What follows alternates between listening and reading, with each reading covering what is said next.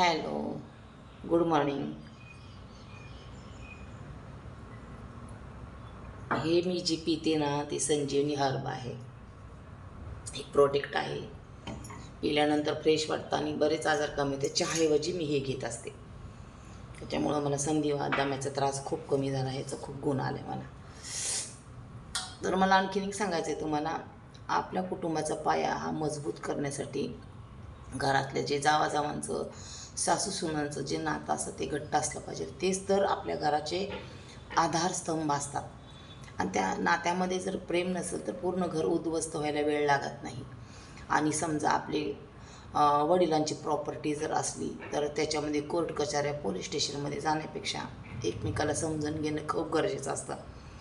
तर असं प्रकरण घडलं होतं की जी आपली प्रॉपर्टी ती प्रॉपर्टी तुम्ही स्वतः तुमच्या हिस्स्याची तुम्ही स्वतःला घेतली पण होती है ना, आणि तीच प्रॉपर्टी तुम्ही दुसऱ्याला विकलेली आहे. तरीसुद्धा राहिलेल्या ज्या जागा आहे त्या जागेमध्ये परत तुम्ही हिस्सा मागताय. तुमच्या हिस्स्याची तर जागा तुम्ही विकली, ती दुसऱ्याला विकली जबरदस्तीने. त्या जागेमध्ये भरपूर वर्ष 25-30 वर्ष झाला राहता प्रत्येक वेळेस तुम्ही आम्ही तिथे जरी सहज भेटायला जरी गेलो तरी तुम्ही पोलीस स्टेशनला जाता. हे नाटकं कसं असतं समाजाला किंवा लोकांना दाखवायला ठीक आहेत, पण ते सुद्धा काय करतात, तमाशा बघतात. आणि अशी नाटकं बघायला तमाशा बघायला लोकांना खूप आवडतं.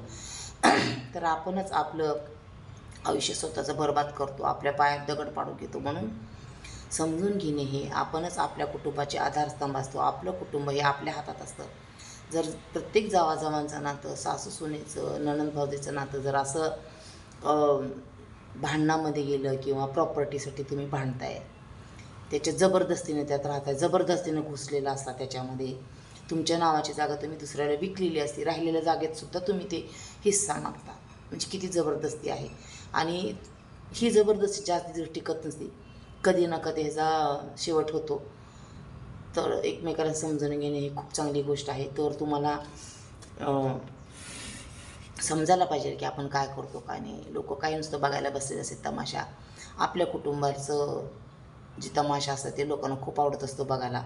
सगळ्यांना, नातेवाईकांना, शेजारी पाजारी सगळ्यांनाच आवडत असतो बघायला. त्यामुळं आपल्या कुटुंबाचं कसं सांभाळ करणं किंवा कसं मिटवून घेणं किंवा कसं राहणं हे सगळं जावाजावांचं सासू सुनाचं जास्त हातात.